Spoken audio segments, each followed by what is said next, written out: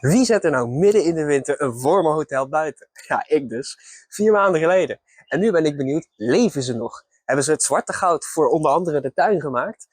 Of hebben we er een soort wormenmassagraf van gemaakt? Nou, vandaag is het moment van de waarheid. Dit is de update van de Billy Bin. Goeiedag lieve mensen en welkom terug bij Jaspers Moestuinmagie. Laten we beginnen. Maar wat is dan een wormenhotel? Ja, ik vat het even kort samen, want ik heb er al een uitgebreide video over gemaakt. Kijk die eventueel nog even terug als je wil. Maar dit is gewoon een soort tiny house voor de compostwormen. Het is heel makkelijk, je hoeft ze alleen maar wat organisch materiaal te voeren. Denk bijvoorbeeld aan je GFT-afval, of gewoon snoeiafval uit de tuin, of onkruid, of wat dan ook. En zij toveren dat dan om in wormencompost, of wormenmest. En dat spul is hartstikke voedzaam voor je planten. Dus dat is gewoon eigenlijk magisch. Maar overleven die compostwormen de winters hier in Nederland wel? Ja, dat was natuurlijk de vraag van dit experiment. Het heeft de afgelopen winter behoorlijk gevroren. Ik heb zelf temperaturen van -5 gemeten. Maar in verhouding met vroeger is het eigenlijk hartstikke mild. Toen mijn vader jong was, toen was het normaal dat het in de winter gewoon -20 was. Dus we hebben heel veel geluk gehad deze winter met slechts -5. Ondanks dat heb ik wel verschillende maatregelen genomen om ervoor te zorgen dat de wormen een zo hoog mogelijke kans van slagen hebben om het te overleven. Ik heb onder andere de wormenhotel zo verschut mogelijk daarachter in de schaduw gezet. Ik wilde voorkomen dat die in de zon te warm zou worden. Of dat die tijdens regen juist zeiknat worden. Want dat brengt me ook bij punt nummer 2. We willen voorkomen dat die in de winter te nat wordt. Als die te nat wordt, dan verandert het in één groot blok ijs. En dat is voor die wormen lastig om te overleven. En als laatste hebben we ook nog een isolatielaagje toegevoegd. Je kan je aan de bovenkant in de bovenste bak een laag stro doen. Of een laag hooi. Of wat je zelf ook hebt als isolatiemateriaal. Bijvoorbeeld snippers van vezels of wat dan ook.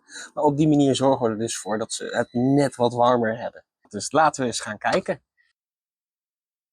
Ja, het grote moment van de waarheid. We beginnen natuurlijk met als eerste de deksel eraf te halen. En dan gaan we kijken, zit er nog leven in?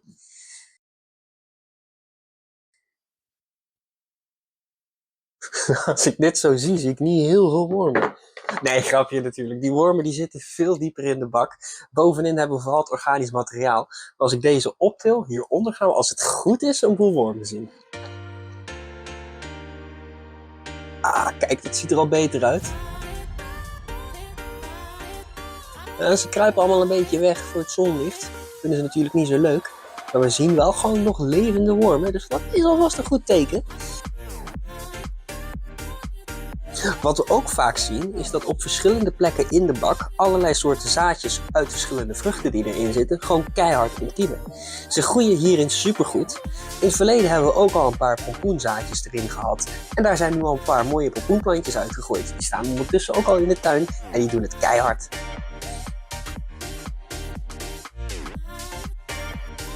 We zijn oorspronkelijk begonnen met 2 bakken. In de onderste bak hadden we eerst een bedding gemaakt voor de wormen om zich fijn in thuis te voelen. En in deze tweede bak die jullie nu zien, hadden we slechts een klein laagje van die bedding gedaan en bijna alleen maar organisch materiaal. Dit heb ik later ook nog verder opgevuld.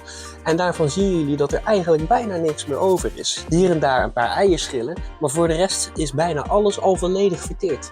En er zitten ook ongelooflijk dikke wormen tussen. Stel dat je nou een boel mieren in jouw bak tegenkomt, dan is de tip om daar vochthoudend groenafval aan toe te voegen en het ook af en toe te beregenen. Op deze manier zorg je ervoor dat de mieren het geen fijne plek vinden en dan vertrekt dus vanzelf. Het kan ook helpen om de bak regelmatig een beetje door te harken, daar zijn ze ook niet zo fan van.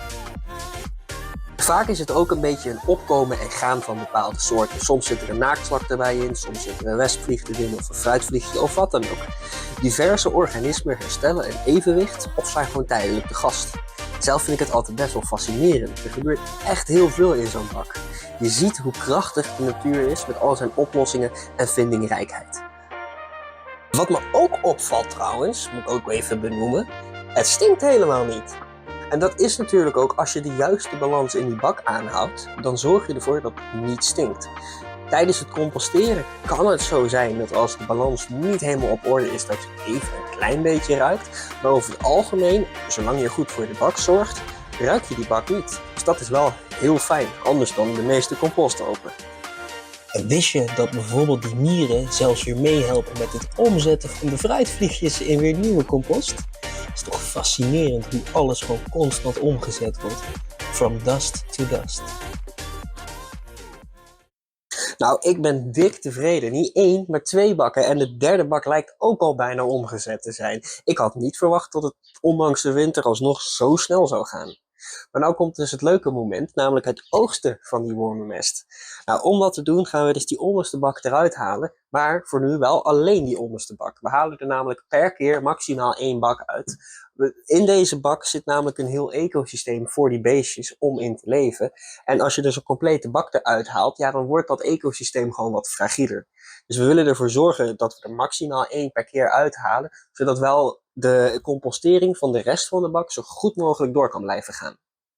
En wat niet iedereen weet, maar wat wel heel leuk is om te weten, is dat als je die bak hebt geleegd en hij is nog een beetje vies, laat dat zitten. Moet je er niet gaan uitspoelen, want daar zitten superveel bodemorganismes en allemaal bacteriën en dingetjes in die helpen met de afbraak van dat organisch materiaal en dus de compostering, die dus de wormen helpen om dit sneller om te zetten. Als je dat eruit haalt, dan vertraag je dus je bak nog weer extra. Je hebt al de aarde of de wormenmest eruit gehaald en dan ook nog eens helemaal schoonspoelen. Je mag lekker lui zijn, laat hem vies. Of, nou ja, echt vies is het niet, want hij stinkt niet eens, wat me trouwens ook verbaast. Maar laat dat viezige daarin zitten, want daar zit dus juist superveel beneficieel bodemleven in, wat die bak weer sneller laat lopen. Nou, als we dan nu dus alles eruit gaan halen, dan halen we dus eerst die andere bakken even aan de kant. Want wormen die hebben een hekel aan zonlicht. En we willen eigenlijk wel graag dat de wormen in dit hotel blijven. Dus ik pak nou die onderste bak. En dan kunnen we gelijk zien wat er onder aan de wormenthee erin zit. Het zal waarschijnlijk na deze tijd ook al behoorlijk wat zijn. Wauw, dat is toch een beetje. En dan zetten we het wormenhotel, of nou ja, de bovenste bak, gewoon even hier erop. Nou, ik zal hem eventjes terug erop zetten, dat werkt wat makkelijker. Maar we zorgen er nu dus voor dat we de wormen in deze bovenste bak blootstellen aan het zonlicht. Om dat erger te maken voor die beestjes dan, gaan we ook nog een klein beetje, heel voorzichtig, want het zijn haken, je wil ze niet beschadigen, gaan we er heel voorzichtig doorheen harken. En dit zorgt ervoor dat die wormen blootgesteld worden aan het zonlicht. En dan kruipen ze verder naar onder, want ze willen niet in dat zonlicht zitten. En dat is mooi, want door verder naar onder te kruipen, gaan ze dus dieper de bak in, dieper het wormenhotel in. En dat betekent dat als ik zometeen eventjes een beetje geharkt heb en ze zijn allemaal dieper naar onder gegaan, dat ik dan gewoon heel makkelijk deze bak leeg kan gooien en dan heb ik alle wormenmest eruit. Maar de wormen zitten zelf allemaal nog steeds in het hotel. Ja, je kan ze dus op deze manier af en toe een beetje harken. En dat helpt al enorm. Je kan ze natuurlijk ook gewoon met de hand eruit halen. Als je dat niet eng vindt. Sommige mensen vinden dat misschien niet fijn om die wormen vast te houden. Dat snap ik. Dus dat hoeft ook niet per se. Je kan het gewoon met harken doen. Maar je kan ze ook gewoon een handje helpen en eventjes er tussenuit vissen. En dan kan je ze ook gewoon zo in de onderste bak doen. Het is maar net wat je zelf fijn vindt. Ik vind het helemaal niet vies om dit vast te raken. Omdat ik weet dat het supergoed voor je plant is. Maar ik snap dat dat misschien niet voor iedereen zo is. Ik kan me erbij voorstellen dat je denkt, gaat verdammen. Maar ja, het ruikt gewoon naar bosgrond. Dus het is op zich, ja, het is niet verkeerd, vind ik. Ja. Nou, de wormen die zijn allemaal alvast mooi onderweg naar beneden. Terwijl wij wachten dat ze verder naar beneden trekken door het gehark, kunnen ondertussen alvast de wormenthee oogsten. Nou is dit niet de eerste keer dat ik dat doe. Ik heb de afgelopen winter al een aantal keer er wat uit kunnen halen. Maar we zagen er net toch dat er wel behoorlijk flink wat wormenthee weer in zit. Dus kijken wat een donkere kleur. Zo. Haha. Zo, precies 1 liter. Nou, dat is knap. Alleen, dit is hartstikke sterke plantenvoeding. Dus voordat we dit in de tuin gaan gebruiken, gaan we het wel eerst verdunnen. Ik hou hiervoor een verhouding van 1 op 10 aan. Dus op 1 deel wormenthee doe je dan 10 delen water. Oftewel, op 1 liter van deze wormenthee gaan we dan ook 10 liter water doen. En dan kunnen we het gewoon gebruiken voor elke plant dan ook. Je kan ervoor kiezen om het in de moestuin te gebruiken. Gewoon in een normale siertuin. Maar ook in de woonkamer kan het gebruikt worden. Want het heeft een groot voordeel, het stinkt gelukkig niet. Het ruikt een klein beetje naar bosgrond, maar dat is iets waarvan je zelfs heel veel serotonine krijgt. Er is heel veel onderzoek naar gedaan, waarvan die bosgrondgeur komt een bepaald stofje vrij, die juist weer supergoed is voor je eigen mentale welgesteldheid. Nou, het ziet eruit dat toch zo goed als alle wormen ondertussen wel eruit zijn. Dus dat betekent dat het tijd is om de wormenmest er maar gewoon uit te gaan halen. Nou, in principe kan je ervoor kiezen om het gelijk ergens in te verwerken. Je kan er gewoon direct bijvoorbeeld een potgrondmengsel van maken. Heb ik ook nog een complete uitgebreide video over hoe ik dat precies doe. En je kan er ook voor kiezen om de wormenmest direct in de tuin te gebruiken. Als laatste is het natuurlijk ook nog mogelijk om de wormenmest gewoon te drogen. En dan heb je de gedroogde wormenmest. En die kan je ook gewoon super lang bewaren. Dat je hem pas hoeft te gebruiken op het moment dat je hem zelf nodig hebt. Maar het beste is om die wormenmest gewoon vers te gebruiken. Op het moment dat die vers is, zit er namelijk nog superveel leven in. En als je de wormenmest gaat drogen, dan droogt ook het leven daarin. En dat leven bestaat onder andere uit micro-organismes die dus super beneficieel zijn voor jouw planten. Dus zelf maak ik het liefst gewoon direct een potgrondmengseltje ervan. Daar heb ik ook een complete video over gemaakt. Maar het is in feite gewoon de verschillende ingrediënten bij elkaar mengen. En op die manier zorg je er dan voor dat je dit mengsel dan ook weer in bijvoorbeeld een plastic zak kan bewaren. En zolang het dan niet uitdroogt, blijven al die bodemorganismes ook weer actief daarin. Maar je kan het dus ook gewoon gedroogd jarenlang bewaren. Dus dan is het vooral voor de voedingsstoffen die erin zitten heel goed. En als je dan net de wormenmest in de tuin hebt aangebracht bij verschillende planten, dan is het handig om dat of te doen vlak voordat het gaat regenen, zodat het een beetje inregent. Of om zelf een handje te helpen door gewoon met de gieter even in te regenen.